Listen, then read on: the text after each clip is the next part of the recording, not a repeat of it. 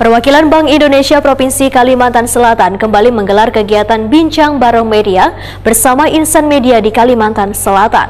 Kegiatan kali ini digelar di Aula 2 Universitas Lambung Mangkurat Banjarmasin di Jalan Hasan Basri Banjarmasin Tengah, Jalan Kamarian, Selasa 25 Juli 2023. Perwakilan Bank Indonesia Provinsi Kalimantan Selatan kembali menggelar kegiatan Bincang Bareng Media bersama insan media di Kalimantan Selatan. Kegiatan kali ini digelar di Aula 2 Universitas Lambung Mangkurat Banjarmasin di Jalan Hasan Basri Banjarmasin Tengah, Jalan Kamarian, Selasa 25 Juli 2023. Kepala Perwakilan Bank Indonesia Provinsi Kalimantan Selatan, Wahyu Pratomo, dalam pemaparannya menyatakan, penyesuaian merchant diskon rate QRIS bertujuan meningkatkan layanan kepada pedagang wan pengguna QRIS. Sejak awal diluncurkan tahun 2019, Bank Indonesia telah mengenakan merchant diskon rate QRIS sebesar 0,7%. Namun kelompok pedagang usaha mikro per April 2020 dibebaskan dari pengenaan merchant diskon rate sebagai respon atas kondisi ekonomi yang tengah lesu akibat pandemi. Tapi mulai 1 Juli 2023, merchant diskon rate QRIS kembali dikenakan dengan tarif sebesar 0,3%. Wahyu Pratomo menyatakan, merchant diskon rate QRIS akan dialokasikan ke industri penyedia jasa pembayaran agar pelayanan QRIS kepada warga bisa lebih baik. Menurut Wahyu Pratomo, pembayaran melalui QRIS ini bisa langsung dapat dimanfaatkan bagi pedagang atau UMKM karena duit langsung masuk ke rekening mereka.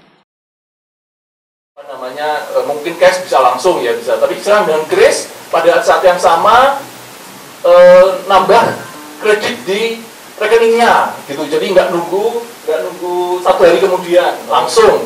Jadi dengan begitu mereka bisa, kalau bahasa Jawanya kuraan, dan kalau bahasa Banjarnya apa ya, grosir, bisa kembali beli bahan untuk dijual kembali seketika, jadi nggak nunggu lagi.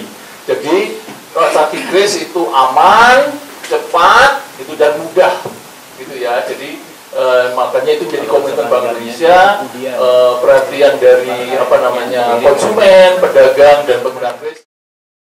PLT Kepala Tim Implementasi Kekda BI Kalimantan Selatan, Erik Mulyawan menambahkan, Bank Indonesia sangat optimis penggunaan QRIS hingga sampai ke pelosok pedesaan, karena peralatan yang digunakan yang kayak handphone, one system telekomunikasi canggih sudah tersebar secara menyeluruh di Indonesia.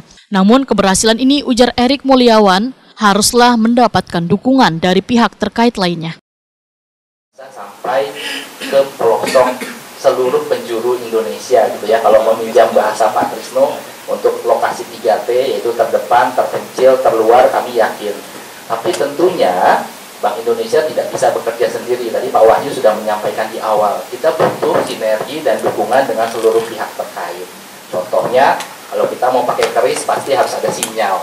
Kalau ada sinyal pasti harus ada tiang BTS ya kita sebutnya gitu. Siapa yang bangun BTS? Ya tentunya pelaku usaha telekomunikasi.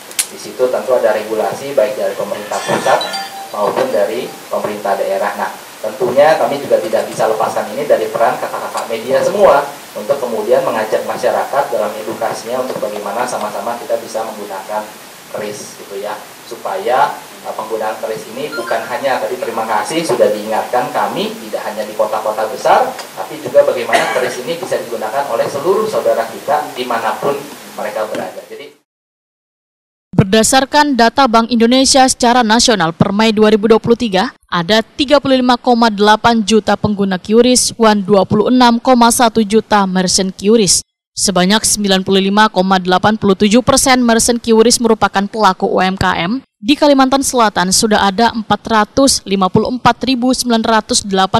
pengguna QRIS.